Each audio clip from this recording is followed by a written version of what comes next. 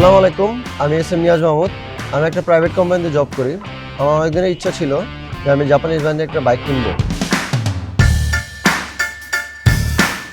আর Japanese ব্র্যান্ডের motorcycle বলতে আমি সুজুকি বুঝি।